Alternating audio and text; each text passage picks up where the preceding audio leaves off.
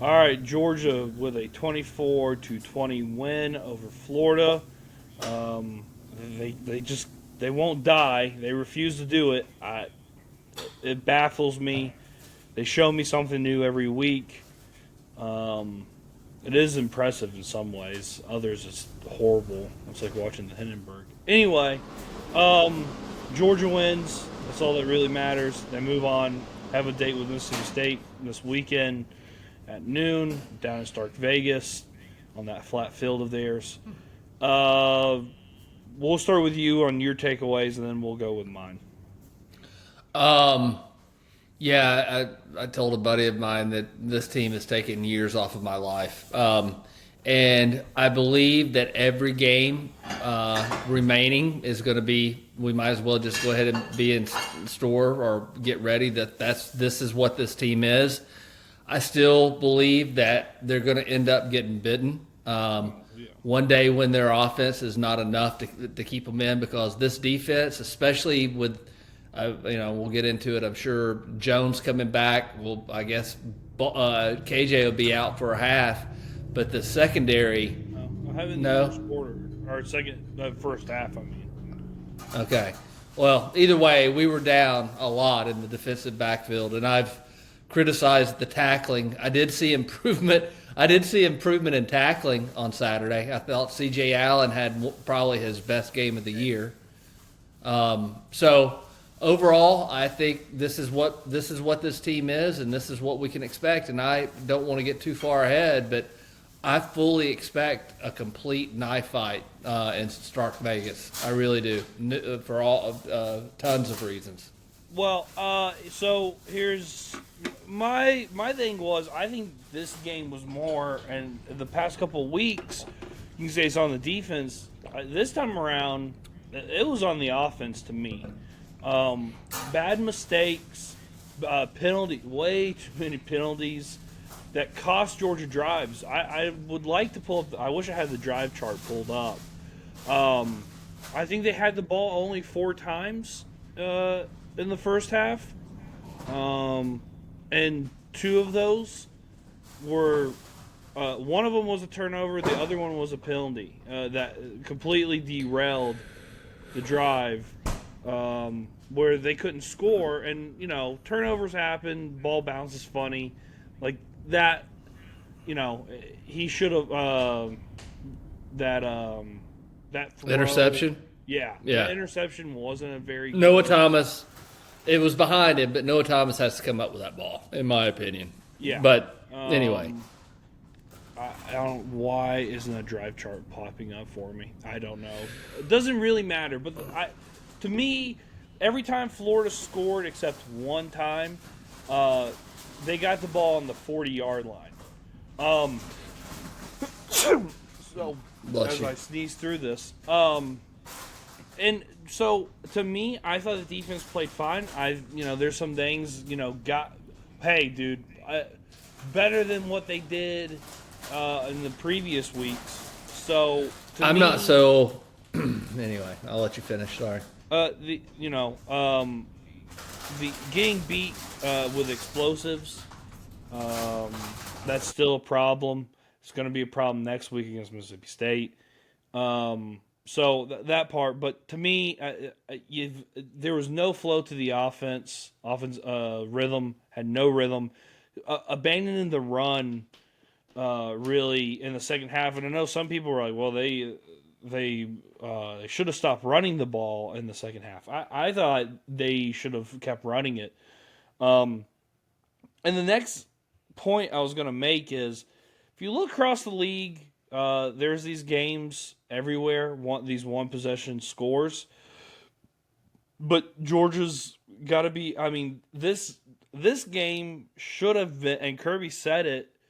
If you don't, those drive killers that Georgia had, Georgia would have been taking a knee in the fourth quarter early on and never would have had to face any of those problems, even with them giving up that touchdown in the third quarter once we scored that. So, one in the third quarter. So, I don't know. I don't know what to make of it. Just a sloppy, one of their worst games they played. I'm glad they won, though. Well, there's a couple things. I agree. We gifted them. When you when you shank a punt, Yeah, and that's the other thing too. and then turn the ball over. And I think they started their drive. The ones that I think it was on our side of the field, on their scoring drives. I'm pretty sure. Yeah. But regardless, it was more of Florida's incompetence. I'll go another one. The wide open getting behind the receivers, I've never seen that with a Kirby Smart coach defensive backfield. And that happened and I do think that was an incomplete pass. But if that would have been another 2 inches, that would have been a game changer. So I think it's more of Florida's incompetence than it was Georgia's defense, A. B, I totally agree with you. I think Florida's defense is the strength of their team, and their offense is barely even functional. So that's the reason it was a low-scoring game. Florida's defense is pretty good, but Georgia abandoning the run for a stretch of that game, I didn't understand that, especially when I think we had three and outs in a row. I can't remember, and one of them we didn't run the ball at once. So I appreciate coming back to it, and obviously Bowens, that was huge, that run, and then the toss sweep, which is I'm going to give Bobo credit. Didn't overthink it. We've been running that same play for how many years, the toss sweep to seal the game. So anyway, I just thought it was. Glad they won, but there's still areas of improvement, and it's just like I said, and the other. All I want to see is improvement on the fundamentals. This week it was tackling that improved. That's good, but now we've got bust in the defensive backfield where it looks like guys are lost. So you fix one thing, and now something else breaks loose. So I don't know. I just know if you're playing with fire this many times, eventually, my fear is it's going to bite us. So, yeah, I mean, look, I think my positive is you played probably one of your worst games, and you were able to escape a rivalry game where they wanted to prove something in a place where Georgia historically, when they don't play good, they don't win at all. I have zero empathy for Florida fans. You know how many times we've walked away from that stadium in this game feeling exactly the same way they felt? Lots. Yeah, I'm not going to apologize at all for it. But that is the positive. They played poorly. They got out of there with a win. You could tell Kirby was pissed off in his press conference with the team because he was very short and angry. I don't really blame him. So was I. This is the one team that I would love to hang 50 on and embarrass and torture and torment for 4 quarters. But this is not the way this team. Well, people have to remember a win is a win. I think certainly this season you move on, but that could have been a 2-score. That's a 2-score if we hadn't nilled. So everybody, in a neutral site, you win against the SEC opponent by double digit. Let's all just take the win and go on. And by the way, what I've heard people say is, well, when they start ranking this and going for the playoffs, that's going to be a knock against Georgia's. Yeah, well, they should have probably lost that because that game could have turned. And all this shit starts to matter, and we're leaving it up to human beings to make determined. I saw that on the internet today. And by the way, Billy Gonzalez, the interim head coach, said he didn't think it was a catch. So all the Florida fans bitching and complaining about it. Well, let's all slow our roll here. They showed a replay from the head on inside the stadium. It's clear as day that the ball clearly bounced on the ground. Fat part of the ball. I saw that angle too. It definitely bounced up. Yeah, it bounced up, and then the Florida fans, if you watch the broadcast, but again, I've told you this, and I think Georgia fans need to know this. For the announcers, they're pulling for a storyline because they want to be a part of the storyline. Joe Tessitore is one of the worst, and I warned everyone last week about it was terrible. How many times did you hear a top 5 team in this rivalry has never lost to an unranked team? How many times did you hear that?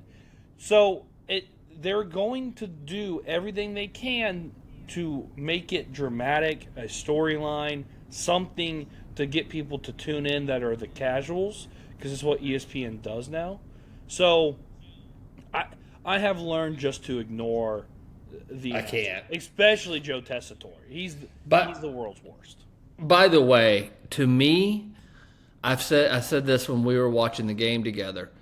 It is painful to watch Georgia. I mean, it's for a fan who's sitting at the edge of their seat, and I know everybody feels that way. And then you have announcers jibber-jabbering on air about seemingly everything they are pulling for it to go against Georgia.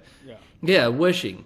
And it really is too much for me. I'm old, and I've lived through a lot, and that's too much. So I turn the sound guys, or I just turn it down because I can't listen to those guys. And they don't, I don't know. I know I'm yelling at clouds, but they don't really add anything to the game for me. They state the obvious shit for the most part. And then also the refs cheating narrative is just so funny to me because a gunner incomplete pass that was ruled a fumble on the field is one of the dumbest. I mean, I understand why they have to call that a fumble on the field, but the replay should have never taken that long. It was actually really quick. Hey, listen, it wasn't just the announcers; it was that Doomba that they had, that guy that comes in that gives his input on it. As I said. I don't think the ACC, is a very good conference. But one of the things they do, they at least let you in on the conversation. That, to me, if you don't know football any better than that, to continue to call that a fumble, that was clearly not a fumble. And so the integrity of me sitting here watching as a fan to insult my fucking intelligence like that is really too much for me to take when Georgia's playing like dog shit. So I'm turning it down. And I don't like it. The gunner hard clap, Lagway. That was bullshit. That non-fumble, it was definitely a fumble. But whatever, we play ball. Unlike some fan bases, we don't let that derail our whole, We've said it before. It's no cheating. It's pure incompetence, in my opinion. I think it's just the referees that in college football suck. They just really suck. So that's all you can say. Who's going to be on the wrong end of it? I don't think it had such an impact that it did in the Auburn game. No, I agree. Georgia was the more penalized team in this game, so. There were some things that were uncharacteristic. The shank punt, the penalties that killed drives. Not the opening kick, but the kick once we scored on the opening drive where Woodring completely ate it. Oh yeah, just fell. And we ended up getting better field position out of that. Yeah, but, I know. Yeah. So there were some just really weird, odd things, and like I said on Monday, Jacksonville's a weird place. Thank God we don't have to go down there. We have to go, 20 minutes down the road. Go ahead. By the way, that's not a good look for Jacksonville, in my opinion, that the fans are not, even if you don't have it like Florida, you don't have a very good season. Jacksonville, that used to always be, people wanted to go down there and hang out. But as I've said, I think Jacksonville has got, it's all about the money. But that downtown area and partying in that parking lot with no shade tree and nothing to do around that place, look, I understand why there's only, but if that continues on, that's going to be a problem. I can't, one of the marquee rivalry games, neutral site, like the Red River Shootout, and you're not having fans show up to it, because I think it's because of the venue. Well, and it's not just the fucking stadium. The venue sucks, and that's going to be fixed. But the surrounding area sucks. The traffic sucks. If anyone wants to watch this video, and if you haven't done it already, go watch Dean Legge and his riding home. He's bitching about how it's terrible to get out of there, how terrible Jacksonville is, and then at the same time going, I don't understand why it wasn't sold out. Wow, you listed all the reasons why it wasn't sold out. Is a good experience if you've never gone, just to say, hey, I'm a Georgia fan. I went to the Georgia Florida game, and walking out of there with a win, that was a great feeling. But everything else around that sucks. Is a Yeah. shitty product, and Jacksonville's a shitty city, so I don't know how you can fix that. It's just, well, I'm gonna really insult The the other thing too is if you're a Georgia fan, the accommodations are a real problem because there's St. Simon's and Jekyll are those are geographically not very large, and having a place to stay. And then Jacksonville doesn't have a ton, and it costs more for a Georgia fan. And then they bus them in from Florida; they don't have to get hotel rooms. And then you go to a venue where it's I know people in Jacksonville are going to be pissed, but it's a shitty environment down there. Yeah. It really is around the stadium. So I don't know. For me to drop, I mean, by the time you go down there, get decent tickets, hotel room, meals, all that. How much? I went on the low end, probably over $1,000. It's right at $1,000 for two people. A family is even, I mean, more than that, right? So I don't know if it's a really family-friendly environment, but it's really not. That parking lot, it looks the trash after it. It's just not after the game. To me, like you said, it's the cool part about going down there and the fan base being split and all that kind of stuff. But as far as the entertainment and enjoyable aspect, it doesn't have it. no, no. And now I'm unlike a lot of Georgia fans. I think that Georgia and Florida, I think it should be played in Jacksonville every year because it's unique, it's different.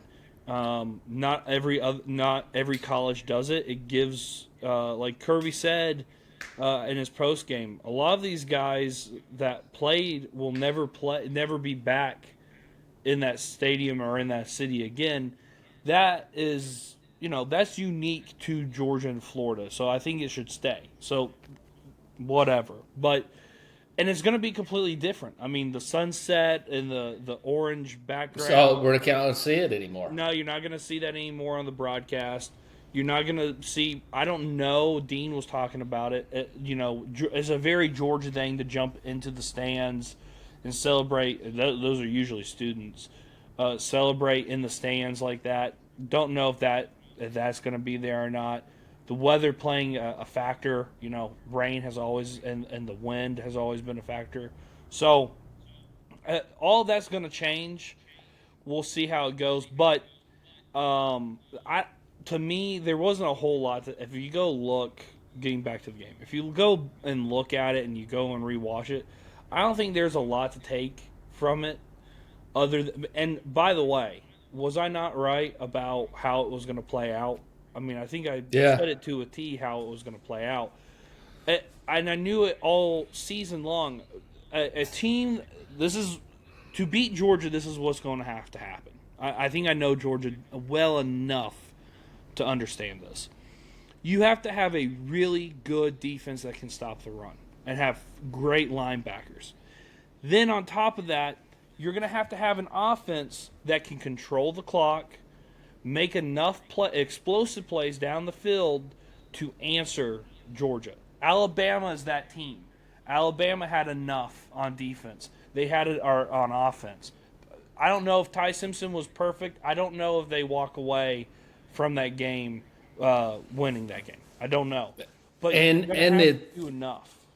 And the other team can't hurt themselves. Yes. Right? You can't have drives killed by penalties. You can't turn the ball over. Florida didn't turn the ball over. No, Florida didn't, and we did. So, yeah.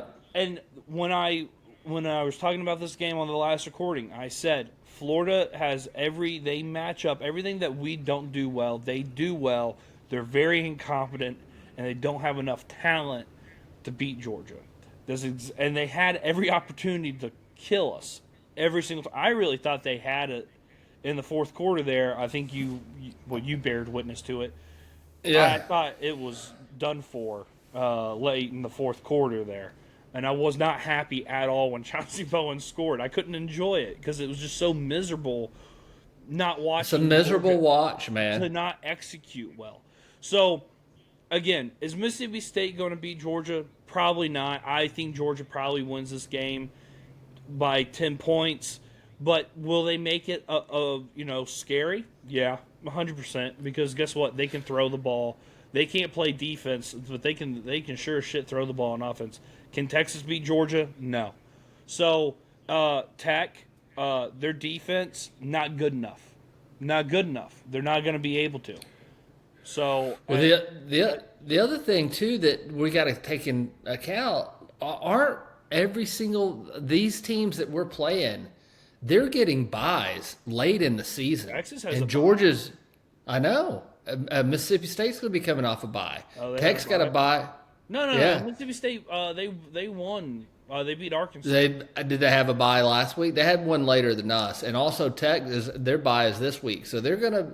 So these and Georgia's banged up. It is what it is. Nobody's. What are you gonna do as next guy up? I get that, but I'm just saying we got to keep an eye on that. This team right now is kind of banged up. Yeah, big picture on this. I think.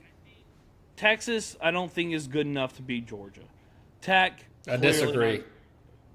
Okay, I've watched every. I think every single one of these teams on Georgia's schedule, Georgia could lose to. Okay, yes. Yeah, sure. If they play their best A+ game, I'm talking about if the trend holds. Texas doesn't do enough to beat Georgia. They don't have that defense is not good enough, and their offense isn't good enough. They've out-talented every team they've beaten. No. That's why Florida, by the way, beat Texas. Okay? Tech has... Florida beat Texas? That's right. Okay. Yeah, so, that's right. Again, Texas is... That's why I'm not really worried about Texas. I've watched them too much to know. Tech, they don't have a run defense. They couldn't... You think our defense is bad? I watch all the Tech NC State game. It looked like arena football out there, what NC State was doing to Tech. It was hilarious. It was great. So, no, absolutely not. Will Tech give us fits? Yeah, because they can run the ball and do things with Haynes King that most teams can't do. Okay, so that it's going to be a tight game. I'm sure it'll be a 7-point game, but Georgia should win by 10 or more. The Mississippi State, I'm just telling everyone's overlooking because it's Mississippi State. They're going to give us fits. They're absolutely going to give us fits because they can pass the ball, and they're going to look for explosive plays. And we can't rush the passer, and we've clearly got something going on with defensive backs.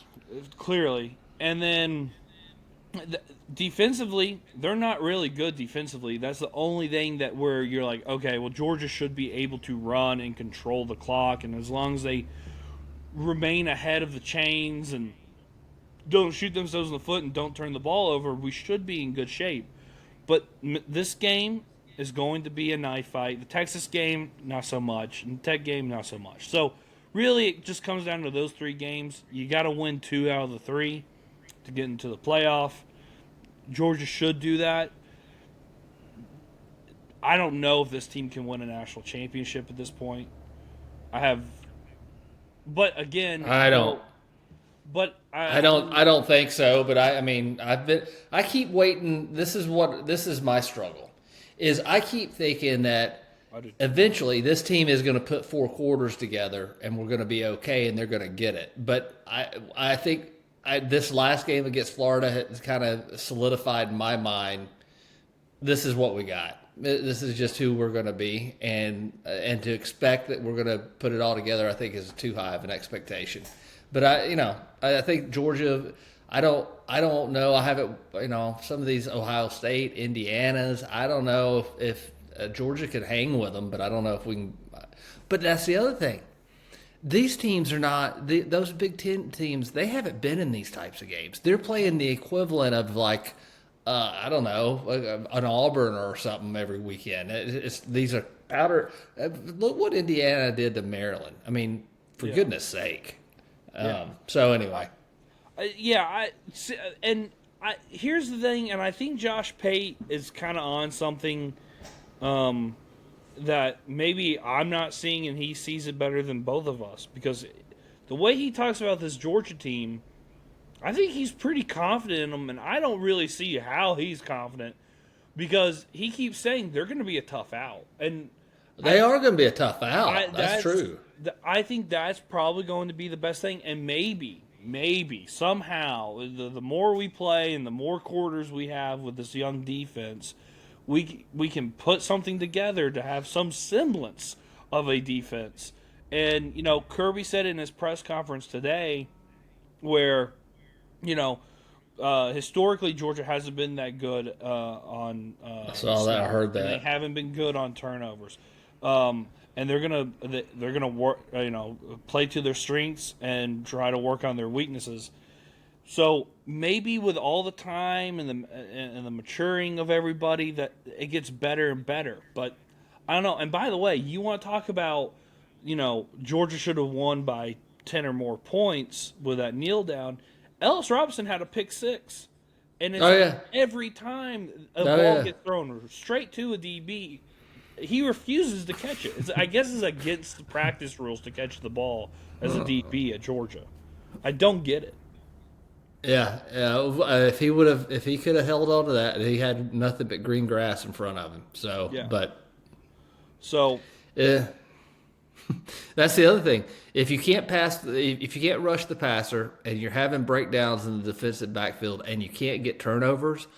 All three of those are not good signs for a defense. And the one they were better, but if you're not good on third down and getting off the field, and they did better this past weekend because of Florida's incompetence, maybe. But yeah, those 3 or 4 things, all the stats. If you're not good at them, it's hard to be a good defense. Yeah. All right, so we'll be back. Oh, one last thing before we go. I do want to say, Auburn lost, Tech lost, Florida lost. It's going to be a good weekend. It was a pretty good weekend to be a Georgia fan. So it's not, the world's not coming to an end. I know we're kind of down on them right now, but it's the micro, not the macro. It's the process. Yeah, that's what Kirby said. Yeah. So I don't panic. Let's see how we play this week. Because honestly, if Georgia comes out and plays a decent game and they win, because I think Mississippi State's kind of on the level of Kentucky. But they've only every game they played in, except one, has been a one possession game. I haven't watched them. I've watched a couple of their games, and to your point, they can score. I kind of like that quarterback in this offense, the way that it runs. Yeah, the only game where it wasn't a one possession game was the blowout against A&M. So, I don't know what to make. Maybe this team's better than Kentucky, but if Georgia plays well, wins 10+, I think I'll feel a little bit better. Because I know we'll beat Texas. That's no problem. That'll be easy. Okay. Honestly, I know game day is going to be there, and it's a 7:30 kick and everything. Charlotte is going to be a bigger test than Texas will be. Okay. So, all right. Easy there, Tiger. I don't really understand the hype around this. Okay. I just don't understand why we even waste our time. All right.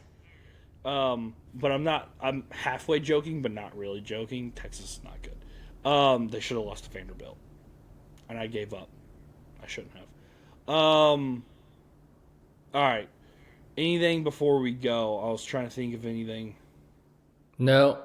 We it sounds like we're getting some guys back.